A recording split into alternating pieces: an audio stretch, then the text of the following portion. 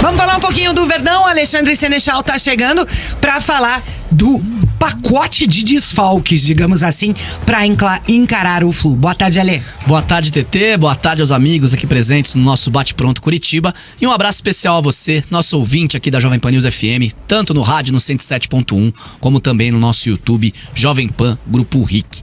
Aquele pacotão de desfalques que a gente vinha falando durante a semana, que tinha chance de fato do Kozlowski perder 5 jogadores para a partida contra o Fluminense, ele tá confirmado. O Henrique não voltou a tempo, não treinou essa semana e tá fora dos relacionados do Coritiba. O Coxa vai soltar a lista no final da tarde, perto das 6 horas, 6h30 da tarde, que é o horário que a equipe embarca lá pro Rio de Janeiro. Amanhã tem o confronto contra o Fluminense, 9 horas da noite, no estádio do Maracanã. E o Coritiba não terá mesmo o Henrique, lesionado, posterior da coxa. Falou pra gente naquele jogo contra o Cruzeiro que foi só uma preocupação, que com a data FIFA ele esperava estar de volta. Não deu tempo. O Henrique, de fato, não conseguiu se recuperar da lesão e tá fora desse jogo. E somado a ele estão o Reinaldo, também zagueiro, o Marcelino Moreno e o Robson, os 3 suspensos com o 3º cartão amarelo. E no caso do Robson, o 12º cartão amarelo, né? A 4ª suspensão do atacante do Coritiba no Campeonato Brasileiro. E também o Slimani, que em primeira mão a gente trouxe aqui no microfone da PAN no início da semana, que o atacante argelino teve a lesão, né? Também na posterior da coxa, a mesma lesão que o Henrique. Saiu no primeiro tempo no jogo das eliminatórias africanas, vitória da Argélia por 2-0 sobre o Moçambique, e o Slimani ficou na Argélia para se tratar com o departamento médico lá da seleção e claro, acompanhado pelo departamento médico do Coritiba à distância, mas volta ao Brasil só no meio da semana que vem. Portanto, o Slimani está fora do jogo contra o Fluminense e também do jogo contra o Botafogo. Não tem uma volta prevista, segue em tratamento, faz fisioterapia com os médicos da delegação da Argélia. Então, são 5 desfalques: Henrique, Reinaldo, Marcelino Moreno, Robson e Slimani. O Thiago Kozlowski não terá um zagueiro titular e o trio de ataque titular. E aí vai testar alternativas, né? Tem algumas alternativas, mas de fato deve entrar com o trio Garcês, o Caio César e também o Diogo Oliveira. O Kozlowski ainda tem dúvidas na equipe, mas um provável coxa vai ter o Gabriel, Natanael, o Thalisson e aí Kusevich ou o Dombrowski, né? Ou também o Jean Pedroso treinou, então tem muitas dúvidas para quem vai ser o parceiro do Thalisson na zaga titular, com o Vitor Luiz na esquerda. E aí o meio-campo que vem jogando com o Sebastian, o Bruno e também o Bruno Gomes, o Sebastian e também o Andrei. E aí na frente o trio de ataque novo, o Garcês, o Caio César e o Diogo Oliveira. Repito, o Kozlowski ainda tem muitas dúvidas, mas esse é o provável Coritiba que deve entrar em campo amanhã. Não vai mexer tanto assim no esquema, mas com certeza nas peças por conta de todos esses problemas. O jogo em que o Coritiba pode ganhar e mesmo assim ser rebaixado, já que tem 12 pontos a menos que Cruzeiro e Vasco. Agora todos os times com 34 jogos na tabela de classificação do Brasileiro. Se o Coxa ganhar e o Vasco ou o Vasco e o Cruzeiro ao menos pontuarem na rodada, o Coritiba está rebaixado para a 2ª divisão do Campeonato Brasileiro. Derrota ou empate contra o Fluminense, aí não precisa nem fazer conta, o Coxa já está rebaixado. Lembrando que o Vasco joga no sábado, amanhã, um pouquinho antes do Coritiba, contra o Furacão na Arena da Baixada, e a equipe do Cruzeiro fecha a rodada na segunda-feira à noite, visita o Goiás lá na Serrinha, jogo 9 horas da noite, que talvez pelo resultado do Coxa nem seja interessante. O Coxa já pode estar rebaixado. Já se sabe que o Coxa está rebaixado há muito tempo, mas matematicamente isso ainda não aconteceu, TT. E aí, Dalk? Coxa extremamente modificado para esse duelo difícil diante do Fluminense. É um jogo extremamente importante, né? Aquele negócio, né? Como o Ale bem destacou, ainda tem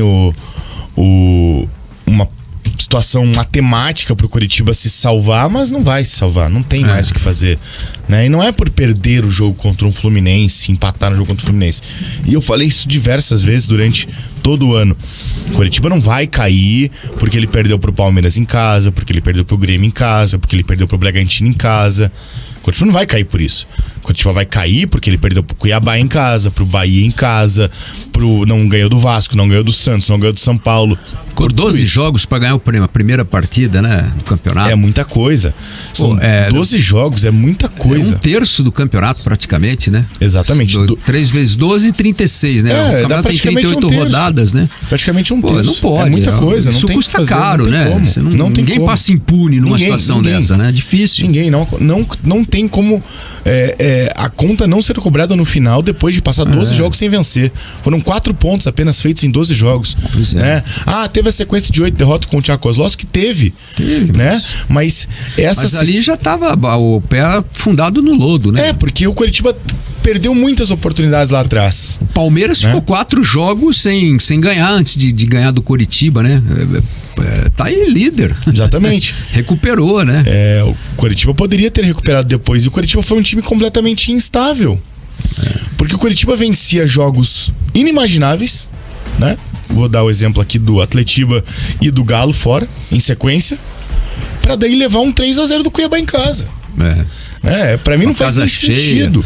Aquele 4x2, tudo bem, foi total na conta do Luan Poli. Sim. Né? Porque foram 4 falhas do goleiro. Um jogo atípico aquele, né? Foi um jogo atípico. Agora, o Cuiabá levar um 3-0 da forma como foi, não tem o que fazer. Não tem o que fazer. Na hora que você espera, né? Porque, que nem você citou, 2 grandes vitórias, né? Contra o Galo lá, fora de casa e tal. Aí você pega o Cuiabá. Ok, o Cuiabá está fazendo uma campanha na faixa intermediária da tabela, uma boa campanha, um adversário que tem, inclusive, um desempenho fora até melhor do que em casa, né? Pro tamanho do Cuiabá é uma ótima campanha. Agora, você não pode imaginar que você vem de 2 grandes vitórias em casa, torcida, né? Casa cheia, todo mundo foi lá ver o jogo, né? E aí você toma um passeio, né? 3-0 fora o baile. 3-0 fora o baile. Então, inadmissível isso, né? E assim, nesses momentos é que acho que faltou aquilo que eu falei do Bragantino, aí faltou ao Coritiba ele mostrar para ele mesmo, assim, eu vou escapar disso, né?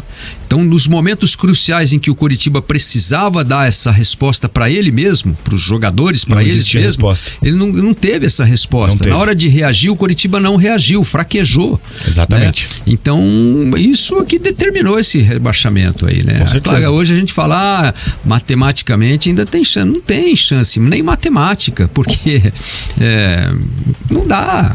Pô, vai ganhar do Fluminense amanhã? Você acha que ganha do Fluminense? Independente, pode ganhar do Fluminense amanhã, mas de repente... Não faz nem cócega. Não, só que o problema é que daí o Coritiba tem a tabela mais difícil de todos os times que estão na parte de baixo da tabela. O Coritiba tem...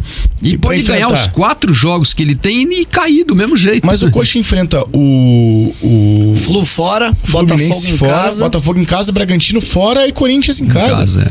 Cara, é uma tabela muito difícil. Falei isso ontem. Nem se o Coritiba tivesse numa situação ali igual o Bahia, com 37, 38 pontos, seria fácil do Coxa escapar. Porque a tabela é a pior de todas. Vai pegar o Bragantino ainda com chance de título, talvez, e principalmente querendo ir pra Libertadores de forma direta. Vai pegar o Botafogo ainda com chance de título. Só o Corinthians que Talvez brigando contra o rebaixamento, mas provavelmente não. O Eduardo CFC 85 diz que o rebaixamento do Coritiba foi concretizado naquele jogo roubado do Botafogo. Agora o Coritiba vai tirar a esperança do título do Botafogo pra compensar. Eu tenho a teoria, né? Já falei isso aqui no ar. Se aquele gol do Bruno Gomes não é invalidado, o Coritiba tava na vaga da Sul-Americana hoje. Gol do Robson. A falta foi no do Diogo. É verdade, o gol do Bruno Gomes foi o primeiro, você tem razão. Foi no Diogo Oliveira. A falta do Diogo Oliveira no Tietchan e o gol do Robson. Isso. O do Bruno Gomes valeu. Isso. O gol mais bonito do campeonato, inclusive. O gol mais bonito do campeonato. Agora, esse jogo é emblemático, né? Eu escrevi lá também na minha rede social lá, né? Esse erro aí é que tá pondo o Botafogo nesse karma aí de perder o campeonato, né? É o tal do ditado, quem rouba perde? Não, é o karma. O karma é o karma, né? O karma imediato, né? Aquele árbitro que tinha apitado 2-3 jogos só na Série A, né? Esqueci o nome dele, não vi. Não, e o VAR, o Wagner Hellway, né? Esse também. Esse gosta, viu? Esse gosta.